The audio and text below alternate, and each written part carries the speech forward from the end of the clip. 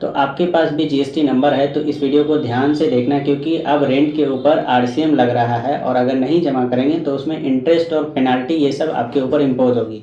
कौन से ऐसे बिजनेसमैन हैं जिनके ऊपर जीएसटी जो लगेगा रेंट के ऊपर एप्लीकेबल है। तो सबसे पहला चीज़ समझिए, अब केस टू केस हम लोग डिस्कस कर लेते हैं कि सबसे पहला रेंटर जो है आपका रजिस्टर्ड है। जैसे हम अपना बिजनेस चलाते हैं, जहाँ भी मेरा ऑफिस है, तो मान लीजिए हम जो है रजिस्टर्ड बिजनेस ओनर है, मतलब मेरे पास जीएसटी नंबर है।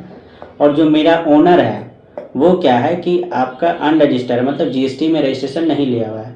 तो उसके केस में क्या है कि हम जब जीएसटी भरेंगे अपना मंथली, तो उसमें रेंट के ऊपर जो है आपको 18% जीएसटी हमको भी देना होगा।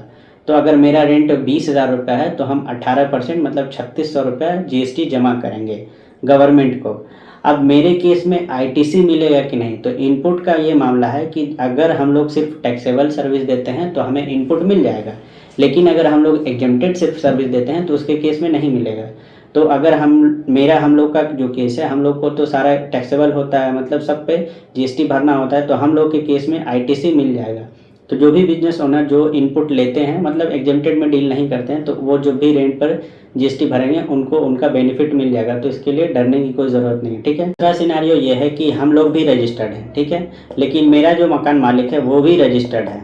तो अगर वो भी रजिस्टर्ड है तो वो जब हमें रेंट चार्ज करेगा, अगर 20,000 हमसे रेंट ले रहा है तो मेरे से 23,600 लेगा, मतलब 3600 रुपये जीएसटी का भी लेगा।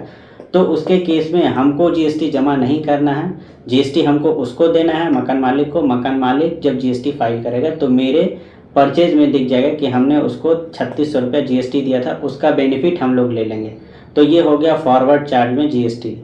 थर्ड केस जो हम लोग डिस्कस करते हैं कि अगर मान लीजिए हम लोग रजिस्टर्ड हैं लेकिन कंपोजिशन डीलर है, क्योंकि जीएसटी में एक कंपोजिशन डीलर भी होता है। जो प्रोफेशनल देखते होंगे इस वीडियो को वो समझ रहे होंगे कि कंपोजिशन डीलर में है।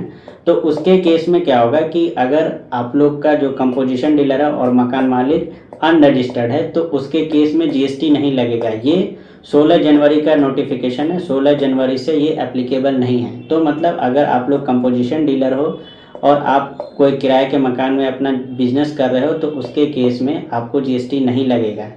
दूसरा केस है कि अगर हम लोग कंपोजिशन डीलर ही हैं और वो जो ओनर है मेरा वो भी कंपोजिशन डीलर में है, तो उसके केस में जो है ओनर को जीएसटी लगेगा, वो फॉरवर्ड चार्ज में लगेगा और आपको कोई बेनिफिट भी नहीं मिलेगा। मतलब वो ओनर समझे, आपको जीएसटी देना भी नहीं है ओनर को, ठीक है। थर्ड केस जो एक और केस अगला उसमें है कि हम लोग कंपोजिशन डीलर हैं, ठीक है, लेकिन जो मेरा ओनर है वो रजिस्टर्ड है। तो अब वो रजिस्टर्ड है तो इसमें हमें लॉस होगा यहाँ पर कि जो रजिस्टर्ड है वो तो हमसे जीएसटी चार्ज कर लेगा, मतलब हमसे जो भी रेंट लिया उस पर जीएसटी चार्ज कर लेगा और वो गवर्नमेंट को जमा भी करा देगा, लेकिन आपको उसका कोई बेनिफिट नहीं मिलेगा।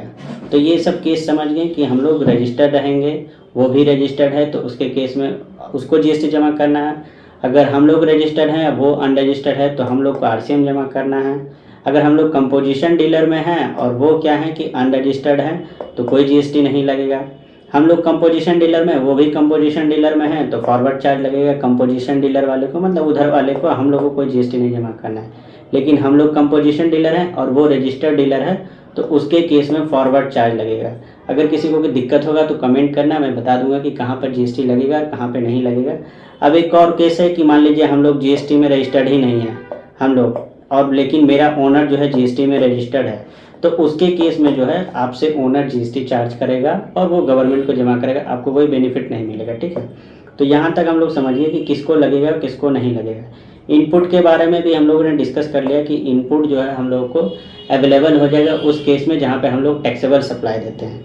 अब ये जो है कब जमा करना होता है, तो देखिए जीएसटी जो फाइल होता है हर महीने 11 तारीख को GSTR 1 फाइल होता है, मतलब जो सेल का डेटा हो जाता है, और 20 तारीख को अपने लोगों का 3B फाइल होता है लास्ट डेट, तो उसमें आपको जमा करना होता है। तो 20 तारीख से पहले आपको ये पैसा जमा करना होता है गवर्नमेंट को।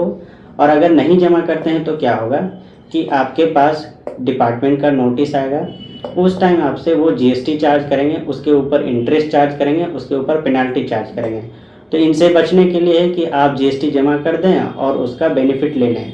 तो इस वीडियो को ज़रूर शेयर कीजिएगा उन लोगों के साथ जो जीएसटी होल्डर हैं और रेंटेड प्रॉपर्टी में अपना बिजनेस चला रहे हैं, तो उन लोगों के लिए ये यूज़फुल होगा। So thank you for watching.